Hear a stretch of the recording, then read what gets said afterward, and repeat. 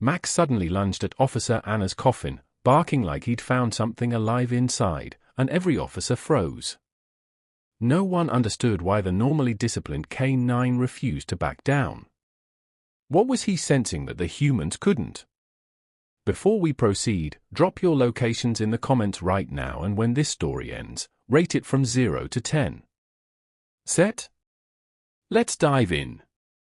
The funeral home smelled of lilies and lemon oil, the kind of artificial calm that settled over grief like a blanket too heavy to breathe under. Afternoon light filtered through stained glass windows, casting soft colors across polished wood floors where rows of uniformed officers stood shoulder to shoulder, their faces carved from stone. At the front of the room, Officer Anna Carver lay in a sleek black coffin lined with white satin. Her dark hair was pulled back neatly, her expression peaceful beneath the soft glow of overhead lights. She wore her full dress uniform, the silver badge on her chest catching the light like a final salute. Red tulips, her favorite, surrounded the coffin in careful arrangements, their petals bright against clusters of white lilies. Max sat beside the coffin. The Doberman's lean body was rigid in his police vest, the K-9 unit patch visible on his side. His tan paws pressed against the carpeted platform, ears flat against his skull. For the first 10 minutes of the service, he'd remained silent, his dark eyes fixed on Anna's still face. Then came the whine. Low. Guttural. A sound that made several officers shift uncomfortably in their seats. The whine stretched into a bark, short, clipped. Then another. Captain Morrison, standing near the front, cleared his throat and nodded toward a younger officer. Someone get the dog outside. But before anyone could move, Max's barking escalated. Sharp. Insistent. His body rose slightly as he leaned toward the coffin, nose twitching along its polished edge. He's grieving, someone whispered from the back row. Poor guy doesn't understand. They were partners for 4 years, another voice murmured. He probably thinks she's coming back. Officer Hayes stood 3 rows back, his jaw tight as he watched Maximum. Hayes had worked alongside Anna longer than anyone, had seen her train Max from a pup, watched them become one seamless unit on patrol. He knew the dog better than most. And this wasn't grief. Max's barking grew frantic, rhythmic. His front paws lifted onto the edge of the coffin, his muscular frame taut with purpose. His head lowered, nose pressed directly against the seam where the lid met the base. His tail stood stiff and high. Hayes felt ice slide down his spine. That stance. He'd seen it a dozen times before, during search and rescue drills, during disaster response training. Max wasn't mourning. He was alerting. Wait, Hayes said, his voice cutting through the murmurs. He pushed past 2 officers and strode toward the front, ignoring the funeral director's startled expression. Max didn't acknowledge him. The dog's entire focus remained locked on the coffin, his barking now coming in measured bursts, 3 sharp barks, pause, 3 more.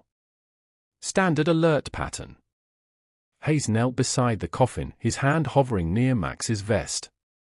What is it, boy? What do you? He stopped.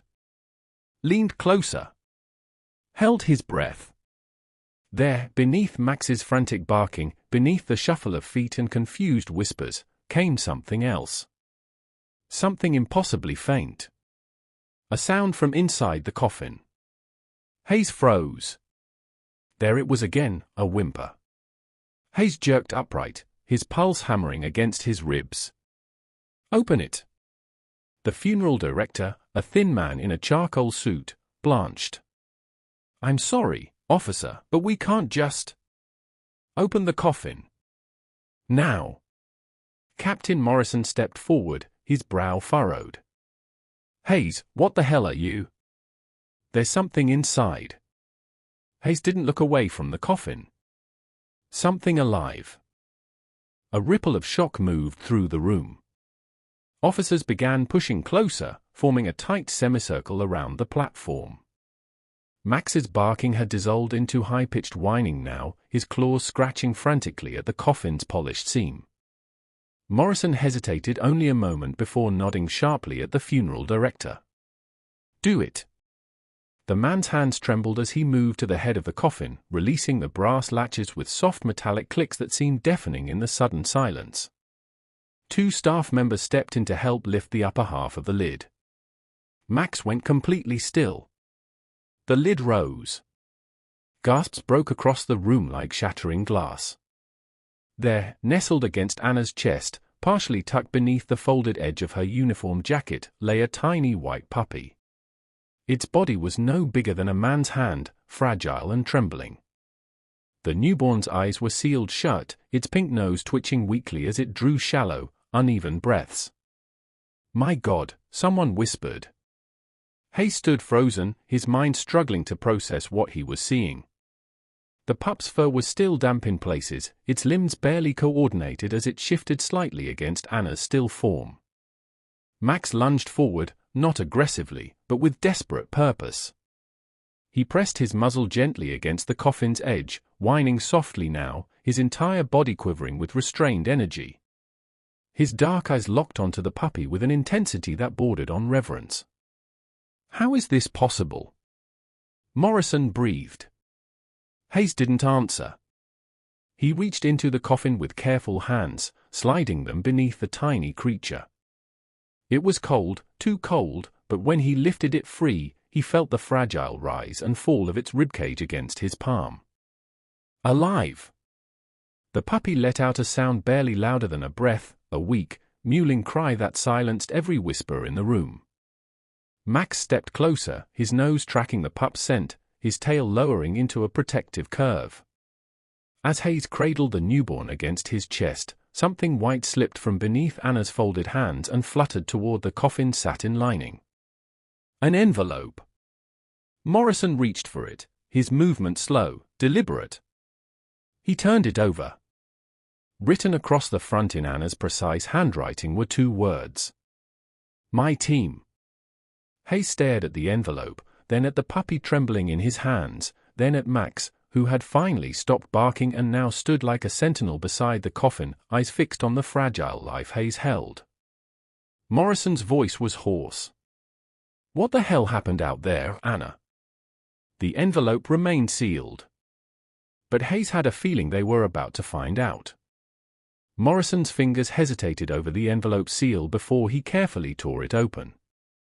He pulled out a single folded sheet of paper, the edges slightly wrinkled as if it had been handled multiple times. Hayes stepped closer, the puppy still cradled against his chest. Max pressed against his leg, silent and watchful. Morrison's eye scanned the first line, then his jaw tightened. He cleared his throat once, twice, before he began reading aloud. "To my team. If you're reading this, something went wrong. I need you to understand what happened, and why.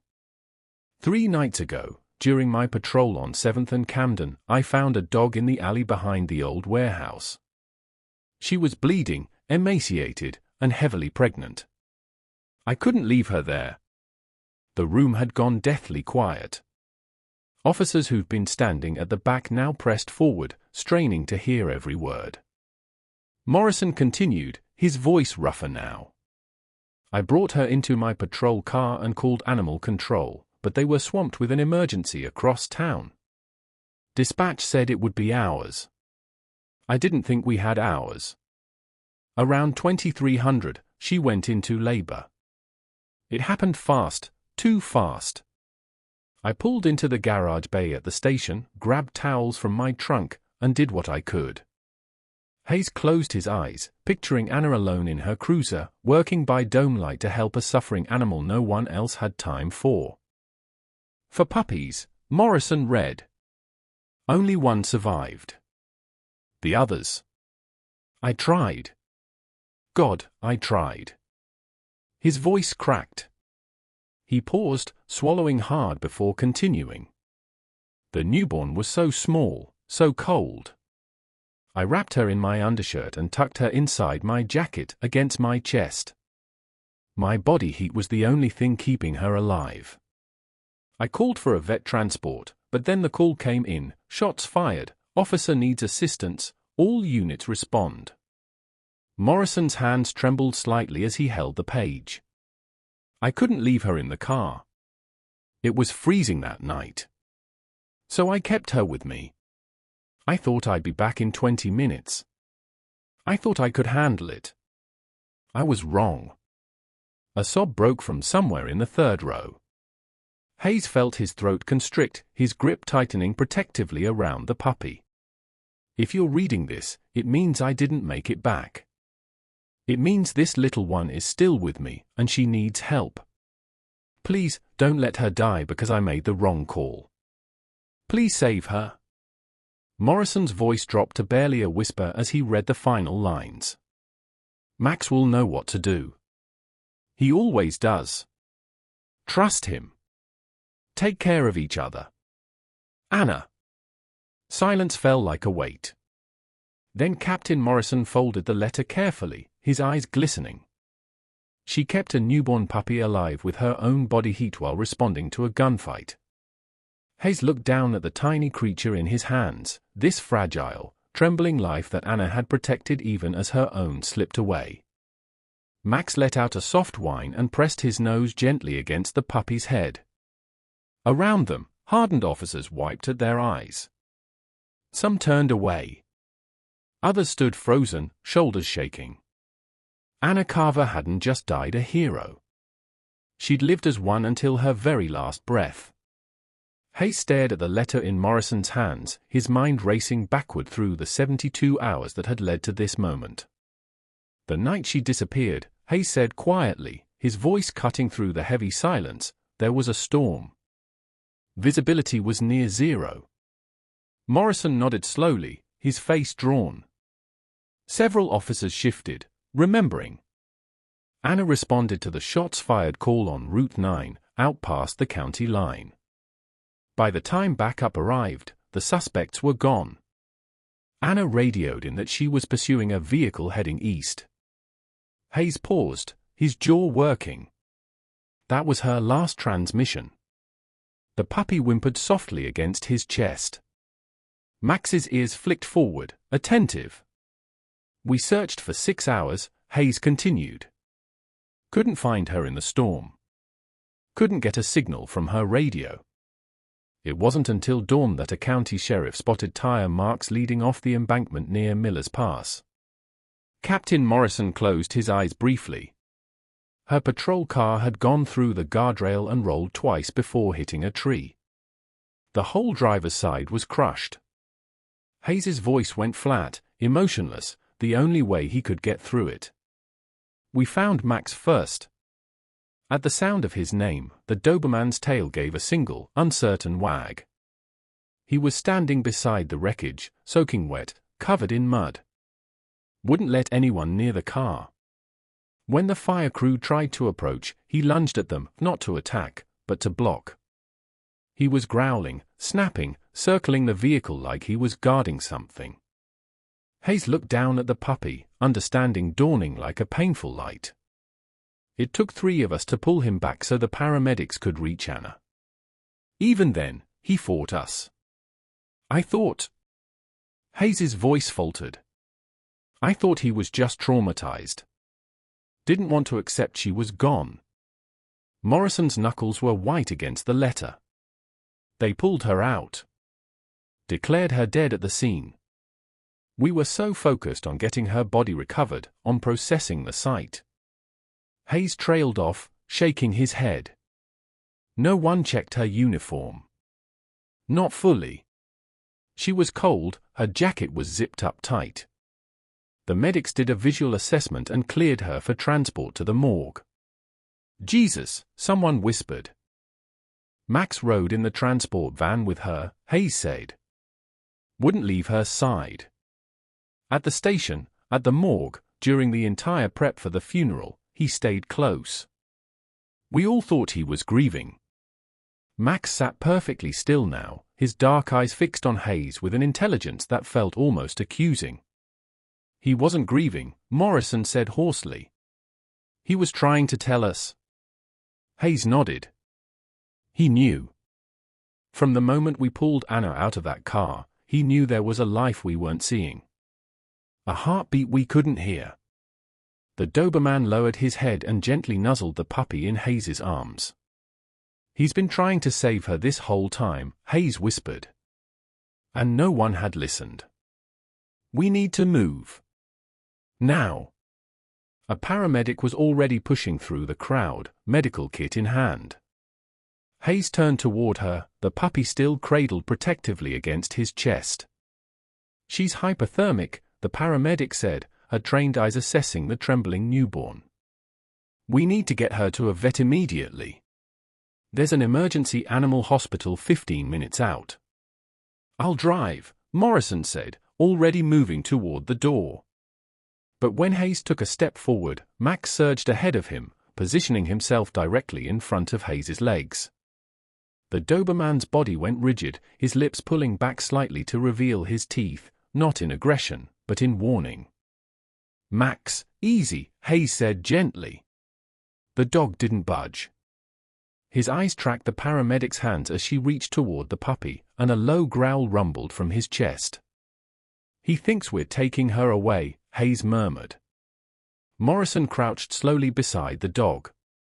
Maximum. We're helping her. You understand? We're going to save her. Max's ears swiveled toward Morrison's voice, but his stance didn't relax. Hayes made a decision. He comes with us. Hayes. He's not letting her out of his sight. And honestly. Hayes looked down at the loyal K9 who'd refused to give up, who'd fought through grief and duty to protect a life no one else knew existed. He's earned it. Morrison didn't argue. The veterinary hospital's fluorescent lights buzzed overhead as Hayes rushed through the automatic doors, Max at his heels. A vet tech met them immediately, guiding them into an examination room where Dr. Sarah Brennan, a sharp-eyed woman in scrubs, was already laying out warming blankets and equipment. How long has she been without external heat? Dr. Brennan asked, taking the puppy with expert gentleness. We don't know, Hayes said. At least 3 days. Maybe longer. The vet's expression tightened, but she didn't waste time with questions. She placed the newborn on a heated pad and began working quickly, checking vitals, listening to the faint heartbeat, assessing respiration. Max pressed against the examination table, his nose inches from the puppy. He whined softly, anxiously. Easy, boy, Hayes murmured, resting a hand on the dog's head. Let her work. Dr. Brennan attached a tiny oxygen mask, her movements precise and focused. Her body temperature is dangerously low. Another few hours and... She didn't finish. She didn't have to. Hayes felt his chest tighten. Max had known. Somehow, through scent or sound or sheer instinct, Max had known this fragile life was running out of time. Minutes stretched into an agonizing eternity. Morrison stood silent near the door, his arms crossed, his jaw set. Other officers began arriving, filling the waiting room, their faces drawn with worry. Finally, Dr. Brennan stepped back. She looked at Hayes, then at Max, then at the tiny puppy now nestled in heated blankets, her breathing slow but steady. She's stable, the vet said quietly. Her vitals are improving. Hayes exhaled a breath he hadn't realized he'd been holding. If you'd found her even an hour later. Dr. Brennan shook her head. She wouldn't have made it. Max's tail wagged once, just once, and he let out a soft, almost relieved whine. Dr. Brennan smiled faintly, her eyes glistening. She's alive. It's a miracle. 2 weeks after the funeral, Captain Morrison signed the retirement papers. Max stood in the station's K9 unit office, his vest removed for the final time. The Doberman watched Morrison with calm, knowing eyes as the captain folded the service vest carefully and placed it in a shadow box alongside Anna's badge. You've served with honor, Max, Morrison said quietly, his hand resting briefly on the dog's head. You've earned your rest. But rest wasn't what Max had in mind. Hayes had taken the puppy home from the veterinary hospital under strict care instructions. Dr. Brennan had named her Hope, partly for the miracle of her survival, partly because it felt like what Anna would have wanted. The name stuck. Hope was still fragile, requiring round-the-clock feedings and temperature monitoring. Hayes had converted his spare bedroom into a makeshift recovery space, complete with heating lamps, soft blankets, and medical supplies. And Max. The Doberman had refused to leave Hope's side from the moment Hayes brought her home. He slept on the floor beside her warming crate, his body curled protectively around it. When Hope whimpered, those tiny, barely there sounds that meant she was hungry or uncomfortable, Max would rise immediately and nudge Hayes's bedroom door until the officer woke. "You're better than an alarm clock," Hayes muttered one night, stumbling into the spare room at 3 a.m. with a bottle of puppy formula. Max sat beside the crate, tail wagging slightly, eyes fixed on Hope. As Hayes fed the newborn, Max watched intently, his ears forward, his breathing synchronized with the rhythm of Hope's nursing. When she finished and let out a satisfied squeak, Max leaned in and gently licked the top of her head. Hayes felt his throat tighten. "You're taking care of her," he whispered. Just like Anna asked.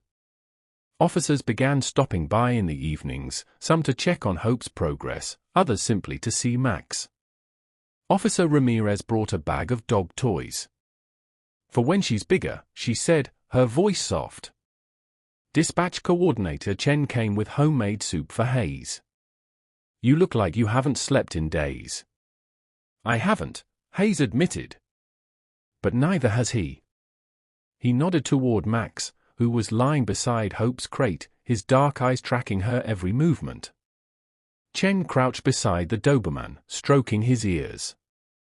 "Anna would be so proud of you, boy." Max's tail thumped once against the floor.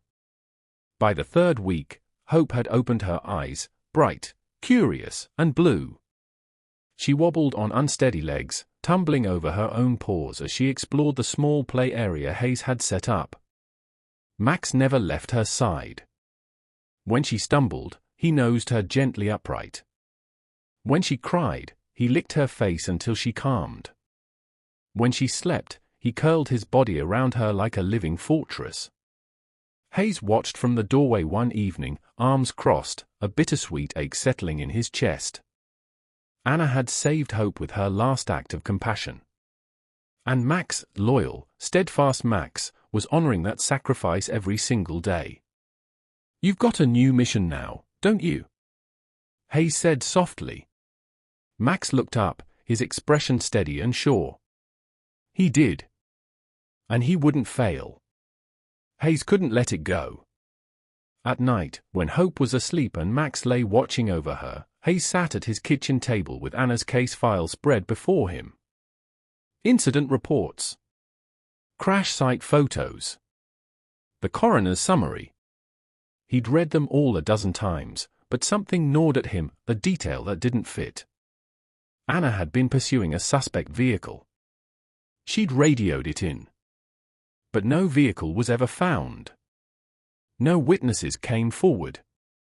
No follow-up investigation was conducted because her death had been ruled an accident, loss of control in a storm, tragic but straightforward.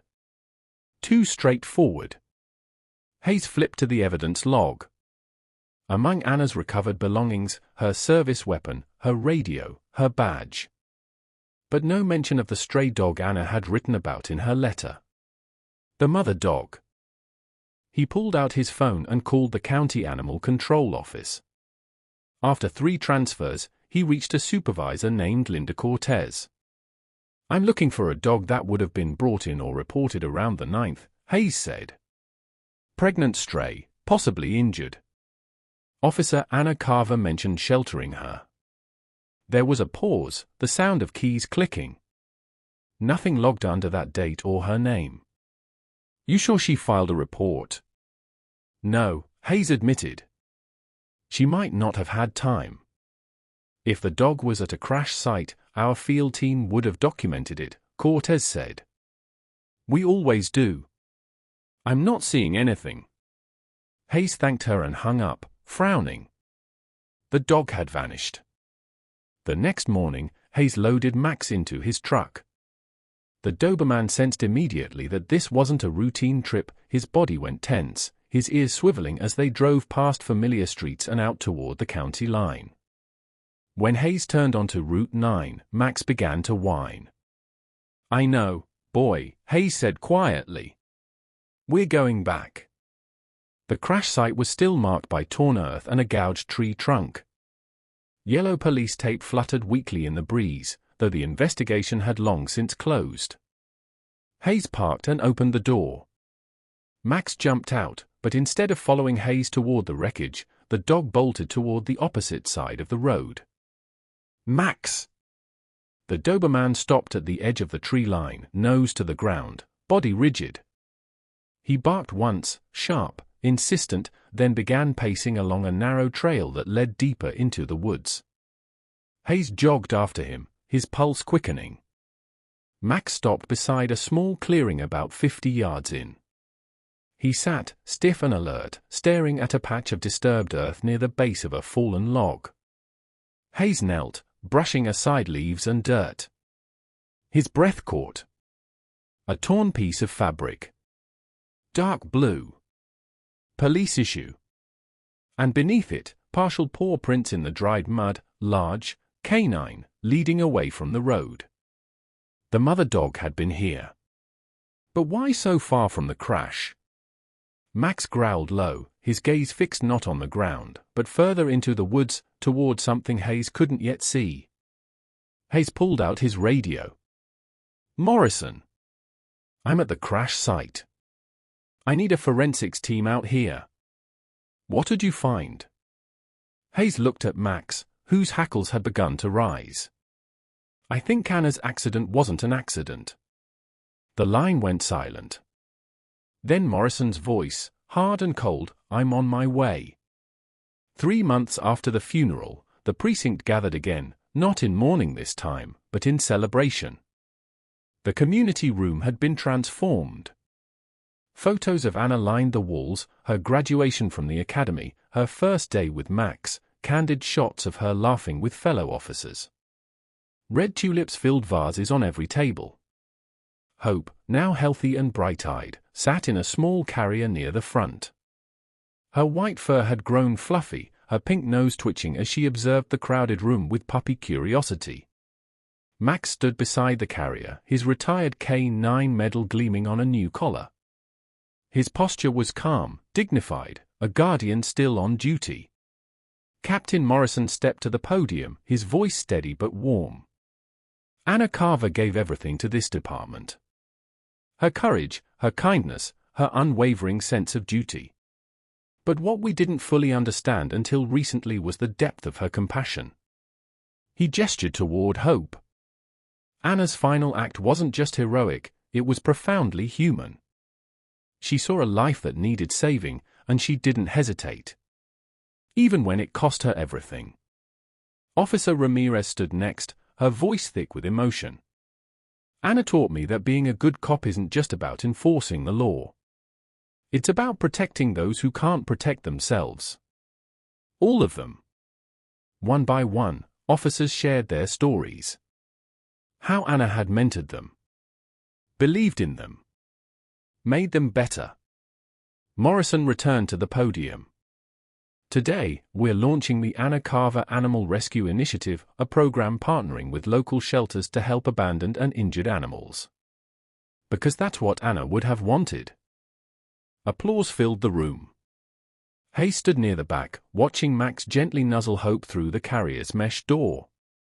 The bond between them was unbreakable, forged through tragedy, sustained by love.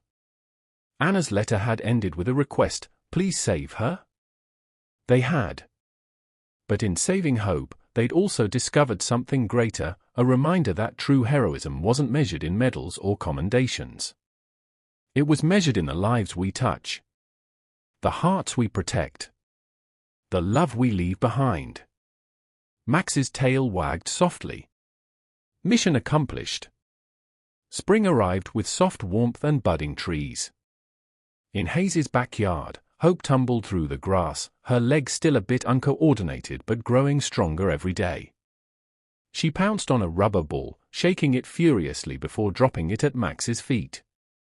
The Doberman regarded her with patient amusement, then gently nudged the ball back with his nose.